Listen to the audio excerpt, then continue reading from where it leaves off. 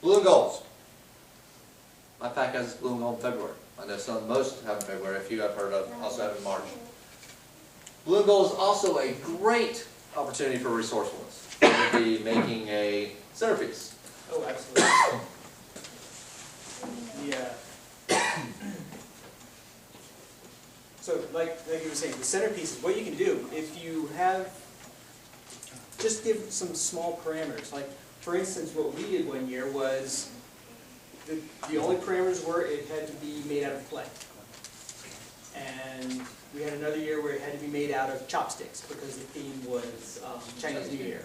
So it had to be made out of chopsticks and rubber bands and tissue paper. And so we ended up with a dragon that stood this tall. We had another group was building pagodas. One of the things with all the men were trying to outdo each other for who was going to be the tallest. So we had these gigantic structures. Chopsticks. But beyond that, the blue and gold is a good opportunity to highlight the contributions that your adult leaders have made. Allow the boys to see just how much the adults put into their program. Yeah, this is a wonderful time to create. The awards don't have to be much. I mean, let's face it, the vast majority of awards that any pack is going to give is not going to make the wall of fame in a parent's home. Unless your pack is really loaded and sold a lot of popcorn. Chances are it's going to be something small and sentimental. Probably homemade. Resourcefulness. Resourcefulness. It's about saying thank you.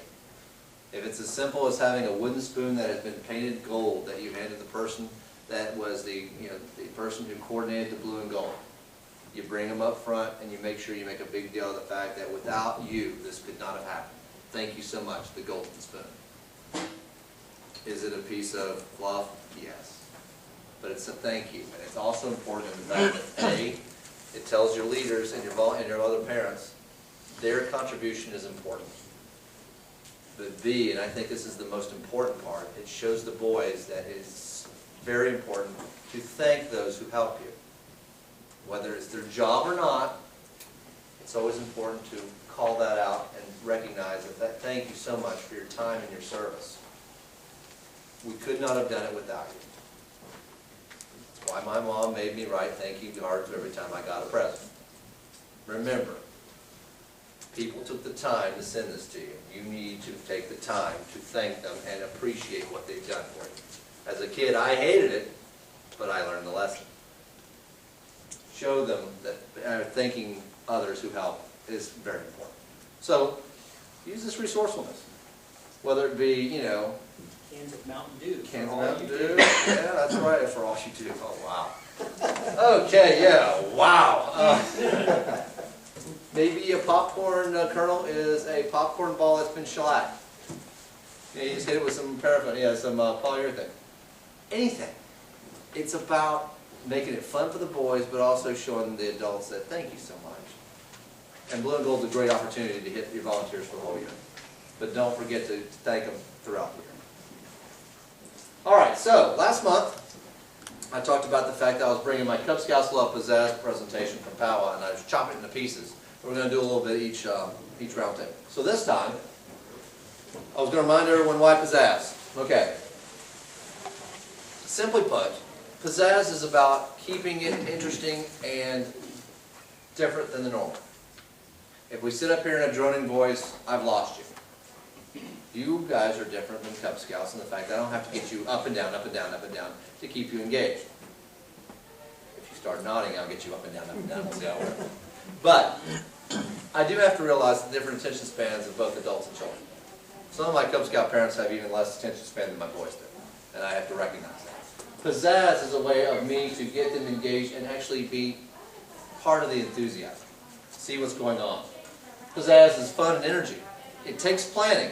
It takes a lot of planning. It takes probably twice as much planning to do good pizzazz as it does just to do a meeting. That sounds like I'm already spending a lot of time. Well, it's also fun. It's fun for you as a presenter. It's fun for those who are in the event. It doesn't have to be big and loud and a clown's getting out of a car, but it has to be something that's different to sort of grab. Just like this picture here All the lights are off in the room except for one spotlight of the American flag while the Tigers lead us in the Pledge of Allegiance. They had a ball doing that, and they still talk about that. Because they were special at that moment, and it was unusual. I used their senses to make it unusual. So, plan. So, we did visual aids last time. We're going to talk about skits and run-ons. So, Cub Scouts, if most people, at least my memory when I was a boy, skits, run-ons, those kind of things were always big. But they weren't in the middle. It was either, wow, that was the funniest thing ever, and I still remember that, and oh my gosh, that one went on forever, and we couldn't stop. It was the most boring thing I ever saw, right? Typically, Cub Scouts, you have a boy up here who's talking really low. And then eventually the leader's like, as in, it was funny, that was the punchline.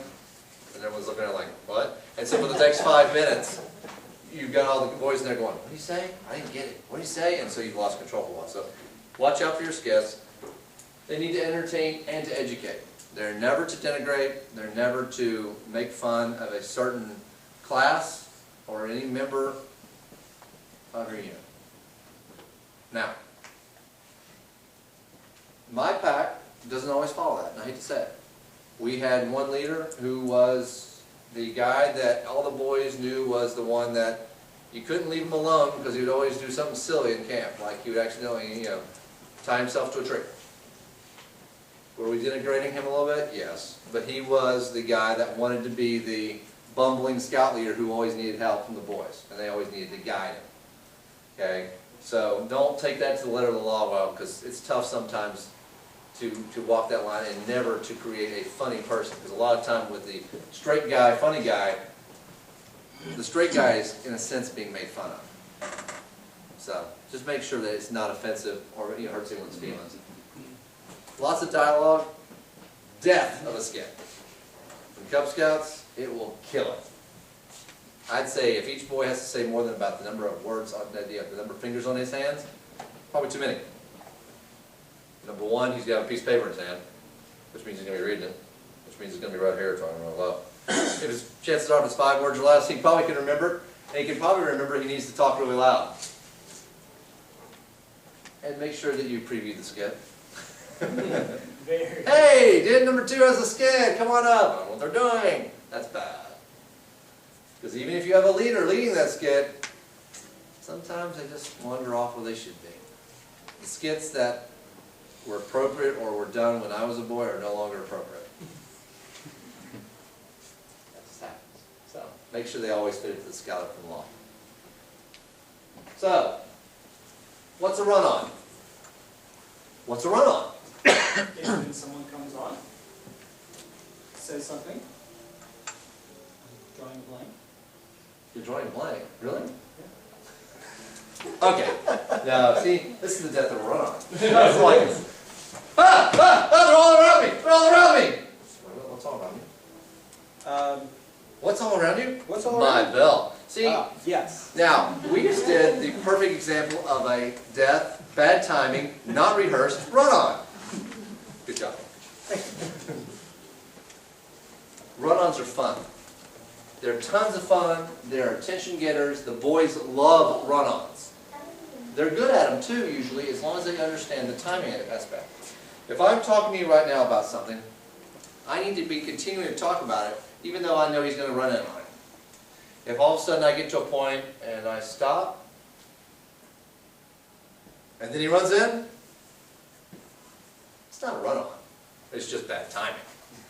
It should be me going, okay, so run-ons. Run-ons are about, then he runs up. It seems like it's a true interruption. A running gag. I don't know if you guys have ever seen the running gag, but there's one where a boy comes up, scout sign, be prepared. And then later on in the meeting, that boy comes up quietly, and another boy beside him, be prepared. And everyone's like, and they leave, and then the person who's the MC or is like, okay. And then finally the third one comes up, and they all three make the symbol, but no one says anything. And the pause is a long time. And leaders start to look at what they're doing. Meanwhile, there's a guy in the back with an air horn. Scares the crap out of everybody. And then the boys go, we told you to be prepared. That's That's a great run-up. The one with the squirrels, the one with a person who's, who's walking around pulling a rope. What are you doing? Pulling a rope. Why? You ever tried to push a rope? See, it's a horrible, horrible, corny thing. But to Cub Scouts, it's new. And they have a fun with it. So, always use these kinds of opportunities. They're great at meetings, they're great at campfires. Probably the only time they're not really good is if you've got all your dens in different areas where they're not focused on a centralized location. It sort of needs, in a group like this where everyone's sort of focusing on one location, it's a good one. So, use it. Jazz up your meetings a little bit. Because truthfully, some meetings go for a long time. No matter what you mean, it just happens they go for on and on and on, and it's nice to break them.